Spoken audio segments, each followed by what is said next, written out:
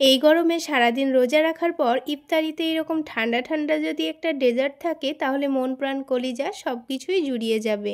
আসসালামু আলাইকুম বন্ধুরা, কিচেন বাঙালিয়ানা চ্যানেলে আপনাদের সবাইকে স্বাগত জানাই। আজকে আমি আপনাদের সঙ্গে খুবই সহজ পদ্ধতিতে ফ্রুট কাস্টার্ডের রেসিপি শেয়ার করব। আশা করছি আপনাদের অনেক ভালো লাগবে। তো এই ফ্রুট কাস্টার্ড তৈরি করে নেওয়ার জন্য সবার প্রথমে দুধের মধ্যে আমাদের কাস্টার্ড পাউডারটা মিক্স করে নিতে হবে। তো এখানে অল্প করে একটু দুধের মধ্যে 2 টেবিল চামচ পরিমাণ কাস্টার্ড পাউডার খুব ভালোভাবে মিক্স করে নেব। আর এই দুধটাকে আমি আগে জাল করে নিয়ে ঠান্ডা করে নিয়েছি, আর ঠান্ডা দুধের মধ্যে কাস্টার্ড পাউডারটা মিক্স করে নিতে হবে।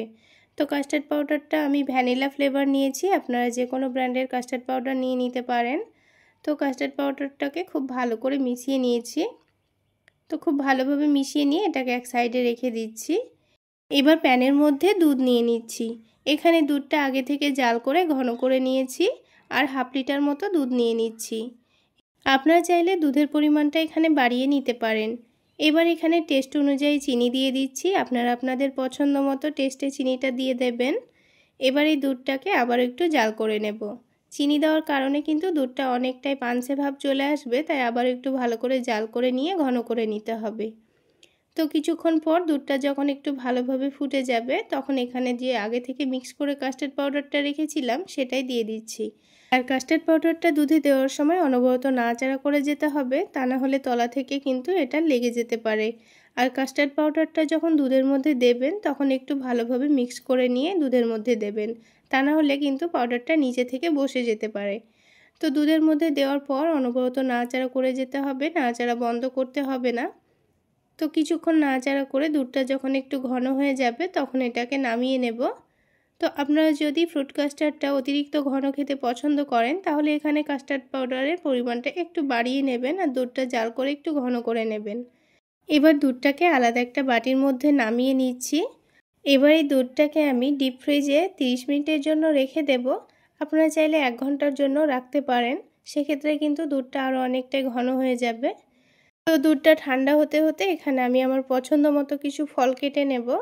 তো প্রথমে আমি কয়েকটা কালো আঙুর নিয়েছি, আর তার সাথে সবুজ আঙুরও নিয়েছি। তো এবার আঙুরগুলোকে ভালো করে ধুয়ে পরিষ্কার করে নিয়ে ছোট ছোট টুকরো করে কেটে নিচ্ছি। আমি এখানে আমার পছন্দ মতো ফল নিয়ে নিচ্ছি। আমি যেগুলো নিয়েছি সেগুলোই নিতে হবে এমন কোনো কথা নেই, আপনারা এখানে যে কোনো ফল দিয়ে ফ্রুট কাস্টার্ডটা তৈরি করে নিতে পারবেন। আর বন্ধুরা, এখানে আরও একটা কথা বলে দিই, আমি এখানে হাফ লিটার দুধের ডেজার্টটা তৈরি করে নিচ্ছি, তাই ফলগুলোর পরিমাণ অল্প অল্প করে নিয়েছি। আপনারা যদি বেশি দুধের বানিয়ে নিতে চান তাহলে ফলগুলোর পরিমাণও কিন্তু বাড়িয়ে নিতে হবে। তো আঙুরগুলো কেটে নেওয়া হয়ে গেছে। এবার এখানে একটা আমি কলা নিয়েছি, কলাটাকেও ছোট ছোট করে পাতলা পাতলা করে কেটে নিচ্ছি। আর এখানে কিন্তু আমি পুরো কলাটা কেটে নেব না, অল্প একটু রেখে দেব।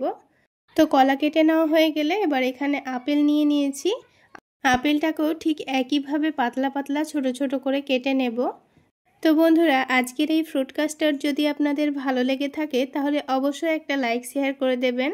আর আমার এই সহজ রেসিপিগুলো যদি ইউটিউব চ্যানেল থেকে দেখে থাকেন চ্যানেলটি সাবস্ক্রাইব করে দেবেন, আর ফেসবুক পেজ থেকে দেখে থাকলে পেজটি ফলো করে দেবেন। তো বন্ধুরা, আপেলটাও কিন্তু কেটে নেওয়া হয়ে গেছে, আর এখানে আমি অল্প করে একটু বেদানা ছড়িয়ে নিয়েছি। তো বন্ধুরা, আমি এখানে 5 রকমের ফলই কেটে নিয়েছি, আর এই 5 রকমের ফল দিয়ে আমি ফ্রুট কাস্টার্ডটা তৈরি করে নেব। তো দেখুন, আমি কিন্তু এখানে 30 মিনিট রাখবো বলে রেখেছিলাম, তো সময় স্বল্পতার কারণে আমি আগেই বের করে নিয়েছি। তাই এই ডেজার্টটা কিন্তু অতিরিক্ত ঠান্ডাও হয়নি আর অনেকটা ঘনও হয়নি। তবে আপনারা যদি ঘন খেতে পছন্দ করেন তাহলে 1 ঘন্টা মতো ডিপ ফ্রিজে রেখে দেবেন। এবার একে একে কুচি করা ফলগুলো দিয়ে দিচ্ছি। প্রথমে আপেল কুচি দিয়ে দিয়েছি, তারপরে কলা কুচি দিয়ে দিয়েছি। এবার দিয়ে দিচ্ছি সবুজ আঙ্গুর কুচি, তারপরে দিয়ে দেব কালো আঙ্গুর কুচি। এবার বেদানাগুলো দিয়ে দেব, দিয়ে খুব ভালোভাবে নাড়াচাড়া করে মিশিয়ে নেব। সব কিছু মিশিয়ে নেওয়ার পর ডেজার্টটা দেখুন কতটা লোভনীয় হয়েছে, খেতেও কিন্তু ভীষণ মজার হয়েছিল বন্ধুরা। এবার ওপর থেকে অল্প করে একটু বেদানা কুচি আর কালো আঙ্গুর দিয়ে দিচ্ছি একটু দেখার সৌন্দর্যের জন্য, আর দিয়ে দিচ্ছি অল্প করে একটু কাঠবাদাম কুচি। তো আবারও এটাকে নর্মাল ফ্রিজে রাখার পর এবার আমি এটাকে সার্ভ করে নেব। তো বন্ধুরা, এই গরমে ইফতারে চাইলে আপনারা ঠান্ডা ঠান্ডা ডেজার্টই বানিয়ে খেতে পারেন। তাহলে বন্ধুরা, আজকে এই পর্যন্তই। সকলে অনেক বেশি ভালো থাকবেন, সুস্থ থাকবেন। দেখা হচ্ছে আরও একটি নতুন রেসিপি নিয়ে নেক্সট এপিসোডে।